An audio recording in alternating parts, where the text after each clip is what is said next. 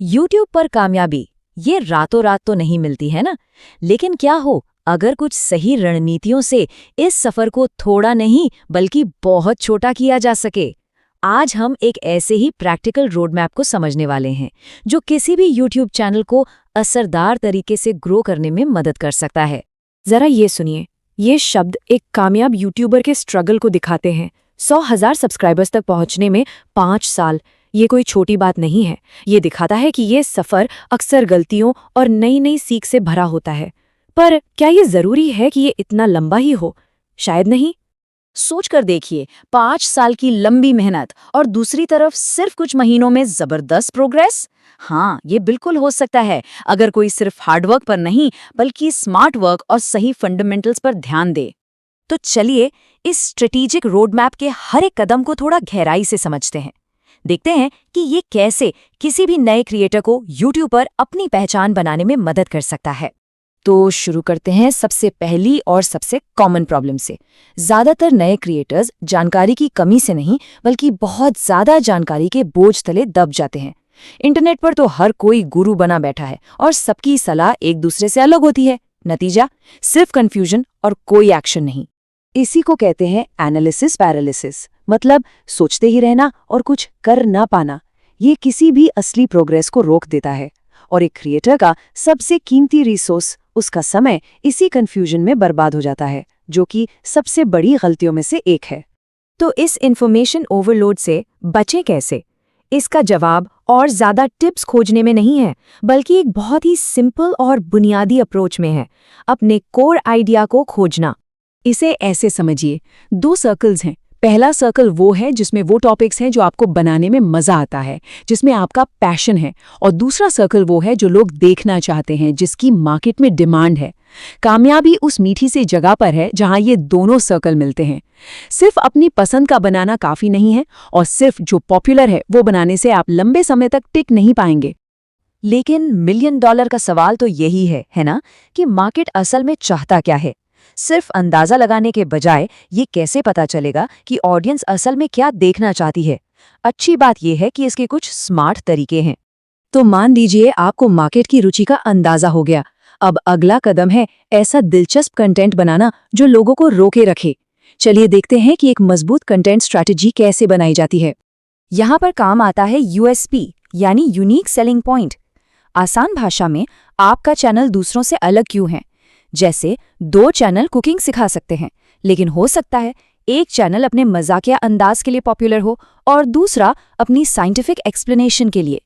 यही वो यूएसपी है जो चैनल को भीड़ से अलग खड़ा करती है। शुरू में ये बात गांठ बांध लेनी चाहिए कि कंटेंट क्रिएटर के बारे में नहीं बल्कि ऑडियंस के बारे में होना चाहिए। हर वीडियो से देखने वाले को कुछ मिलना चाहिए, कोई समाधान, कोई नई जानकारी या कोई नया नजरिया। A day in my life जैसे वीडियो तब काम करते हैं जब ऑडियंस आपसे जुड़ चुकी हो, शुरू में नहीं। और सबसे पावरफुल कंटेंट हमेशा पर्सनल एक्सपीरियंस से ही निकलता है। जब कोई क्रिएटर उन प्रॉब्लम्स का सॉल्यूशन देता है जिनसे वो खुद गुजरा है, तो ऑडियंस के साथ एक गहरा भरोसेमंद कनेक्शन बनता है। ये दिखाता है कि क्रिएटर उनकी परेशानी को सच में समझता है। अच्छा, अब बात करते हैं एक बहुत ही प्रैक्टिकल स्ट्रैटेजी की जो कामयाब वीडियो आइडिया खोजने की प्रक्रिया को काफ़ी तेज कर सकती है। इसे आउटलायर मेथड कहते हैं। ये तरीका अंदाजा लगाने की ज़रूरत को खत्म कर देता है।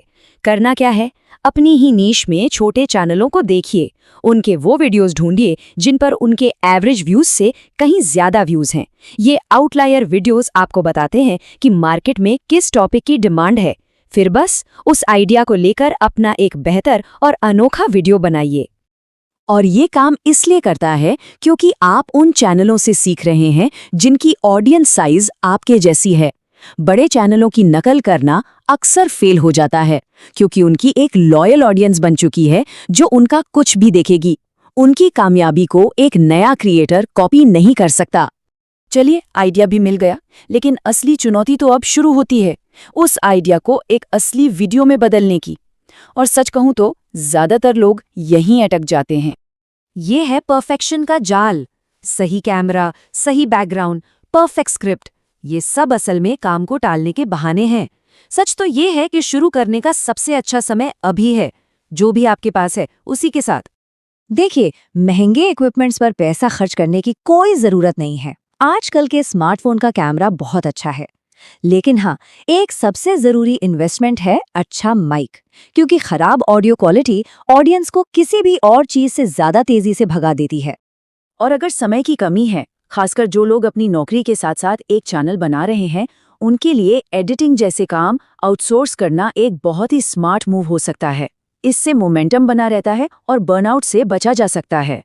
चलिए अब सबसे जरूरी बात पर आते हैं, माइंडसेट। ये समझना बहुत जरूरी है कि YouTube एक मैराथन है, कोई 100 मीटर की रेस नहीं। यहाँ लंबे समय तक टिकने वाली कामयाबी के लिए धैर्य और लगन की जरूरत होती है। एक सच बताऊं, हर कामयाब यूट्यूबर के शुरुआती वीडियोस थोड़े अजीब ही होते हैं। ये इस सफर का एक जरूरी और मजेदार हिस्सा है।